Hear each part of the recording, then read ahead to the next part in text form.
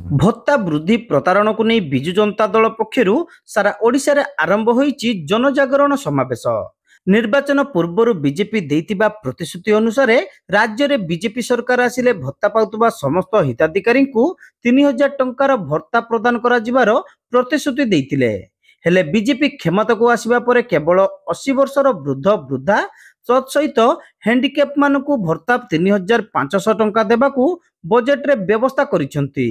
एहाकु नै सारा राज्य रे जनजागरण समावेश आयोजन करिछि मुख्य विरोधी दल विजु जनता दल। राज्यवासी को प्रतारणा करा जाइतिबा दाबी करी 314 ब्लॉक सम्मुख रे प्रतिवाद करा जिबाकु निष्पत्ति निया जाइतिबा बेले बालेश्वर जिला जलेश्वर विजु जनता दल तरफ बड़बजार डाक बंगला ठारू एक विराट शोभा यात्रा विधायक अश्विनी कुमार पात्रंक नेतृत्व रे बाहरी ब्लॉक सम्मुख रे प्रतिवाद सह विक्षोभ करा जाइछि एवं विधायकंक नेतृत्व रे एक दाबी पत्र जिलापाल को प्रदान करा जाइछि। तेबे विधायक श्री पात्र राज्य में 57 लाख भत्ता हिताधिकारी थिबा बेले केवल 5 लाख हिताधिकारी को 3500 टंका देबाकू बजेट रे स्थिरीकृत होइतिबा बेले एहाकु नै घर विरोध करबा सहित प्रतिक्रिया प्रकाश करथिले।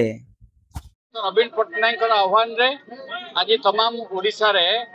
वर्धित भत्ता 3000 टंका करी समस्त को दबा पई दाबी करा जाउछि। सेही अवसर रे आमे जलेश्वर रे आज जलेश्वर म्युनिसिपालिटी और ब्लॉक मिलित आनुकूल्य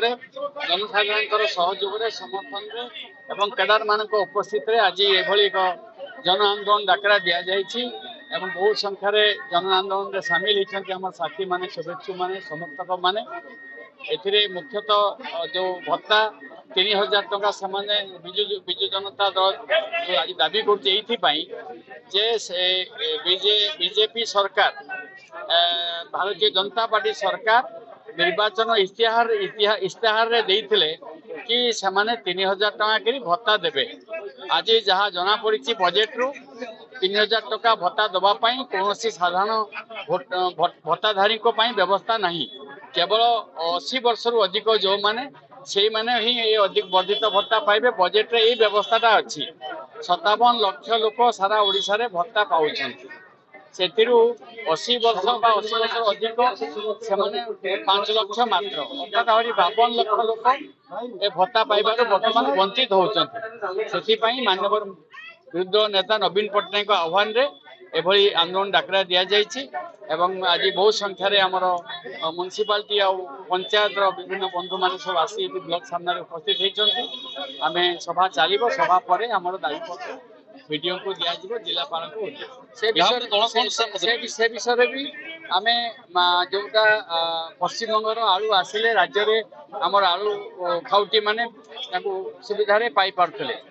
तो पश्चिमबंग सरकार आलू पठेबार व्यवस्था करूना से आम सरकार ओडिशा सरकार दाबी से शुणुना एवं कि प्रकार मोहन बाबू माननीय मुख्यमंत्री दाबी कर समय कह आज पेपर बाहर समाज रे आलू बंद से करदे एपाई उत्तर प्रदेश आलू आने व्यवस्था सरकार कर तो केतबेले उत्तर प्रदेश केतबेले पंजाब यही भाव में कहते आलू आनबे आलू जमी मूल्य वृद्धि प्याज से 50 टकर समस्ते खाउटी मैंने आम जानूँ केते टंकार मूल्य सब खाद्य पदार्थ मिलूँ। तेणु निर्वाचन पर सब खाद्य पदार्थ मूल्य अधिक अधिक बढ़ी जाइए। तेणु आज से आम दाबी ये शोभा यात्रा ये कार्यक्रम आम चली आज दायीपत्र दिज्व जिलापाल को उद्देश्य ये गणविक्षोभ तथा जनसत्ता कार्यक्रम मुख्य उद्देश्य होची जे किछि दिन पूर्व ओडिशा रे नुआ सरकार गठन होईची। नुआ सरकार जितेबाला दायित्व नहीं ता पूर्व निर्वाचन समय से प्रतिश्रुति देइथिले जे समस्त भत्ताधिकारी को वर्धित भत्ता प्रदान करेंगे अर्थात 3000 टंका समस्त को प्रदान करेंगे एवं जो मानकर बयस 80 वर्ष ऊर्ध्व बा 80% जार विकलांग अच्छी तांकु सेमाने 3500 टंका करदेवे। तो दुख एवं परितापर विषय जे ओडिशा रे पाखापाखि 57 लाख लोक भत्ताधिकारी थिला बेले केवल 80 वर्ष ऊर्ध्व एवं 80% जहाँ अधिक विकलांग ताकू ही सेमाने भत्ता प्रदान करुछन्ति 3500 टंका लेखा बाकी समस्त को से पूर्व निर्धारित 1000 टंका दौरान। तेणु यार प्रतिवाद रे आज यही सचेतनता कार्यक्रम बा ये गणविक्षोभ जहाँ आप भावतु ଏହା ସହିତ ସରକାର ସେତେବେଳେ ଯେଉଁ ପ୍ରତିଶ୍ରୁତି ଦେଇଥିଲେ ଯେ ସମସ୍ତ ମାଆମାନଙ୍କୁ ସୁଭଦ୍ରା ଯୋଜନାରେ ଅନ୍ତର୍ଭୁକ୍ତ କରିବେ, ସରକାର ପ୍ରତିଶ୍ରୁତି ଦେଇଥିଲେ ଯେ 300 ୟୁନିଟ୍ ମାଗଣା ବିଜୁଳି, এই অনেক যে মনোলোভা কথা কই ভারতীয় জনতা পার্টি আজ ওড়িশা প্রদেশে সরকার করেছি। তেমন আজ আমি জনসাধারণ তরফ বিজু জনতা দল তরফ এই সচেতনতা কার্যক্রম মাধ্যমে সরকার চেতাই দেওয়া চাহুছু যে নির্বাচনী প্রতিশ্রুতি আপনার দিয়েছেন সে প্রতিশ্রুতি তুরন্ত কার্যকারী করতু, নহলে আগামী দিনের বিজু জনতা দল সাধারণ জনতা রাজরাস্তা আদিঠু উল্লাইলা এবং আগামী দিনের মধ্যে বারম্বার রাজরাস্তা উল্লাইব এবং সরকার বাধ্য করব তাকে প্রতিশ্রুতি রক্ষা করা। আজ আমি পশ্চিমবঙ্গ সীমারে অছু, আলু কেতে পিঁয়াজ কেতে মূল্য আমি জানুছু, 50 টাকার আলু কেজি মিলুছে।